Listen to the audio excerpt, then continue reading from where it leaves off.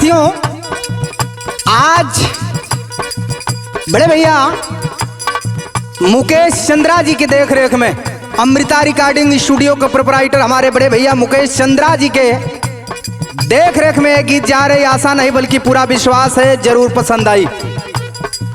और बिलरियागंज नगर पालिका चेयरमैन पद के प्रत्याशी आदरणीय दिनेश कुमार भारती जी, जौन की ये गीत गवौला में आपको बहुत बड़ा सहयोग बा दिनेश कुमार भारती जी का। आज एगो संकल्प लेत है लोग, पूरा सर्व समाज का लोग, पूरे सर्वजन का लोग एगो संकल्प हो। कौन संकल्प लेत बा? तो वादा करा कि अब की बसपा के जितावल जाई, हाथी के बटन दबावल जाई हो। वादा करा कि अब की बसपा के जितावल जाई, हाथी के बटन दबावल जाई हो। वादा करा कि अब की बसपा के जितावल जाई, हाथी के बटन दबावल जाई हो। तब न माया जी के सियामा बनावल जाई, तब न माया जी के सियामा बनावल जाई, लखनऊ पहुँचावल जाई हो। बान माया जी के सियामा बनावल जाई, लखनऊ पहुँचावल जाई हो। बान माया जी के सियामा बनावल जाई, लखनऊ पहुँचावल जाई हो। और ये देखें, बहुजन समाज पार्टी के शानदार जानदार जिला अध्यक्ष आदरणीय अरविंद कुमार गौतम जी, शैलेंद्र प्रधान जी, अवनीश धमदर्शी जी का कहना है, कहा बसपा के शासन बाते यूपी बेकरार बा। बसपा के शासन बाते यूपी बेकरार बा।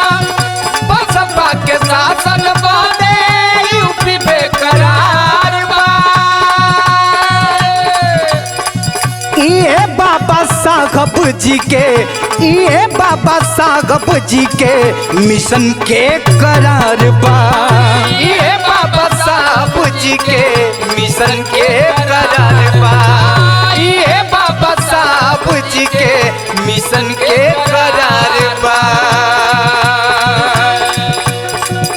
बसपा के शासन बादे यूपी बेकरार बा। ये बाबा साहब जी के मिशन के करार बा। अब की बहन जी के ताज पहिनावल जाई, अब की बहन जी के ताज पहिनावल जाई, हाथी के बटन दबावल जाई ना। अब की बहन जी के ताज पहिनावल जाई, हाथी के बटन दबावल जाई हो। अब की बहन जी के ताज पहिनावल जाई, हाथी के बटन दबावल जाई हो। अब की बार कोनो केहू के छलावा में, केहू के बहकावा में ना आवे के हो। अब की बार हाथी पर बटन दबे के चाहिए। बहुजन समाज पार्टी का 27 में सरकार बने जाती हो। सबसे हमार नहीं हो रहा कि अब की केहू के बहकावे में ना आवे के हो। और बिलरियागंज सक्षम महिला क्लिनिक के प्रोपराइटर हमारे आदर्श मार्गदर्शक, जिनका मैं बहुत बहुत आभारी हूँ, आदरणीय आप डॉक्टर जे कुमार जी, बिलरियागंज भीमभर रोड सक्षम महिला क्लिनिक के प्रोपराइटर। सैल्यूट करता हूँ आपको डॉक्टर साहब, जो कि इस गीत को गवाने में आपका बहुत बड़ा सहयोग भी रहा है। हमार कहना लोगन से कहा, कवनो लो भला लच में अब की ना भूलै है।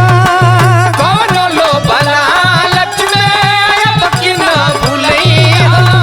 कवनो लो भला लच में अब की ना भूलैहा।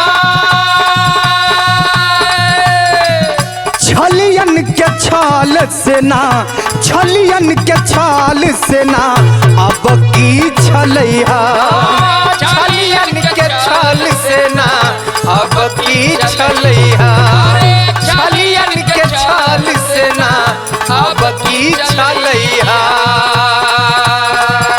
तो सबई मिलके संविधान के बचावल जाई हाथी के बटन दबावल जाई हो वही मिलके संविधान के बचावल जाई अरे वाह! के बटन दबावल जाई हो सबई मिलके संविधान के बचावल जाई हाथी के बटन दबावल जाई हो सबई मिलके संविधान के बचावल जाई हाथी के बटन दबावल जाई हो। आखिरी लाइन में हमार नहीं हो रहा हमार हाथ जोड़ के निवेदन है ए चाचा ए भैया ए चाची अब की दाई भुलाए के ना बा बहन मायावती जी के उत्तर प्रदेश का 5वीं बार सीएम बनावे के 5वीं बार मुख्यमंत्री बनावे के बा ई प्रण लेला लोग ई त्याग लेला ई संकल्प लेला कहा हाथ जोड़ कहत बाटे दीन से अनिल हो हाथ जोड़ कहत बाटे दीन से अनिल हो हाथ जोड़ कहत बाटे दीन से अनिल हो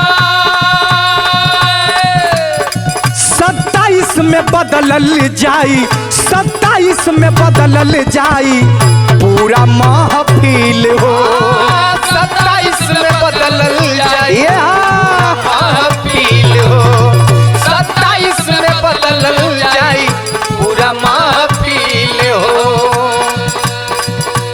साहब कांसी राम जी के सपना पुरावल जाई हाथी का बटन दबावल